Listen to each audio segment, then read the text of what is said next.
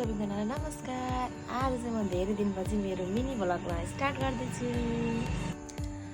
भर्खर उठेको नि त अनि मजाले फ्रेस भएकै छैन कि अनि यो अनुहारहरू कस्तो देखिरहेछ क्या अहिले। आजको दिन चाहिँ मेरो सुरु भइसक्यो। म चाहिँ घरको काम सबै बिहान छिट्टै सक्नुपर्छ कि चाहिँ मैले सबै घरहरू बढाल्दैछु।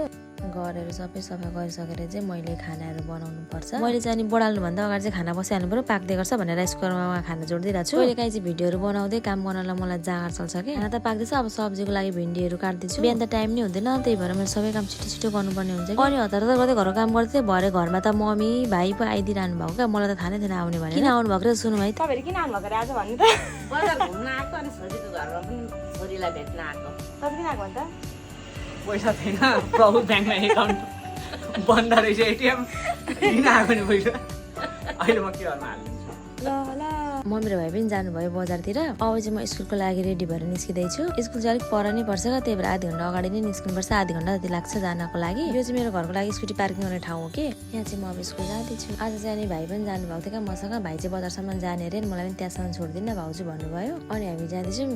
यहाँ चाहिँ अब अलिक अगाडि चाहिँ बजार आउँछ क्या, सुरुमा बजार आउँछ अनि मात्रै स्कुल आउँछ। म पनि एकैछिन बजार छिरेर अनि सब्जीहरू किनेर निस्किनु पर्यो। यहाँदेखि त्यस्तो मोडिनु पर्छ क्या स्टेट बाटोदेखि। अब चाहिँ बजार पनि आउन लाग्यो। योभन्दा अगाडि चाहिँ हाम्रो अब जागृत चोक आउँछ। यो चाहिँ जागृत चोक भन्छ। योभन्दा अगाडि चोकमा चाहिँ बजार हो। अब बजार पनि आयो हाम्रो। अब एकैछिन हामी बजार घुमौँ है त, हाम्रो बिहिबार लाग्ने बजार। आज बिहिबार लाग्ने बजार चाहिँ म सबै देखाउनु पर्यो हजुरहरूलाई। यहाँ सबै वरिपरि घुमेर के पाइन्छ, कस्तो कस्तो पाइन्छ भनेर। अब चाहिँ हेर्नु है त बजारको।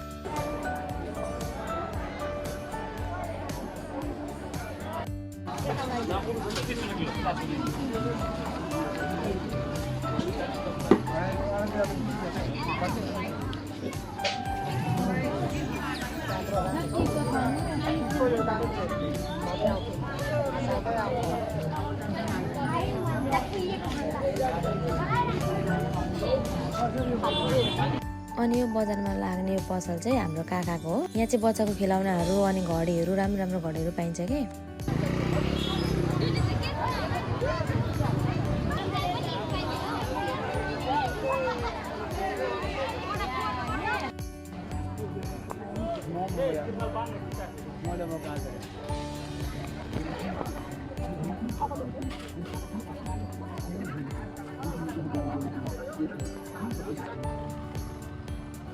यो चाहिँ बिहिबार लाग्ने बजार। यो बजार चाहिँ बिहानैदेखि लाग्ने गर्छ क्या, बिहानदेखि बेलुकासम्म नै लाग्छ। यो बजार चाहिँ बेलुका खेरदेखि सुरु हुन्छ नि त, तर हाम्रो बजार चाहिँ बिहानैदेखि लाग्छ। अनि यो बजारमा नपाइने चाहिँ के होला र, सबै कुरै पाइन्छ क्या यहाँनिर। कपडाहरूदेखि लिएर जुत्ता चप्पलहरूदेखि लिएर अनि भाँडाकुँडाहरू लिएर झर्का भाँडाकुँडा सबै कुरा पाइन्छ क्या। यहाँ नपाइने त केही छैन। अब बजार डुलिसकेर म चाहिँ स्कुलतर्फ जाँदैछु। यो चाहिँ स्कुल जाँदाखेरि बाटो हो क्या यो मेरो। यसलाई चाहिँ झन्डा चोक भन्छ। यो हुँदै जानुपर्छ।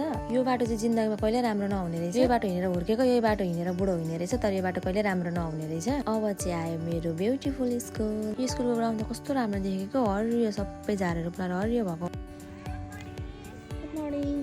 स्कुल सकेर चाहिँ म घर आएँ। यहाँनिर चाहिँ अलिकति मैले झारहरू काट्नुपर्ने थियो फुलबारीमा। फुल त धेरै छैन, भर्खर रोप्दैछु, तर यो फुल भन्दा पनि झारै धेरै आयो कि। बेला बेलालाई पनि सफा गरिराख्नु पर्यो। मेरो चाहिँ यसरी नै दिन बित्छ। बिहान बेलुका घरमा बस्छु, दिनभरि ड्युटी गयो छ जिन्दगी।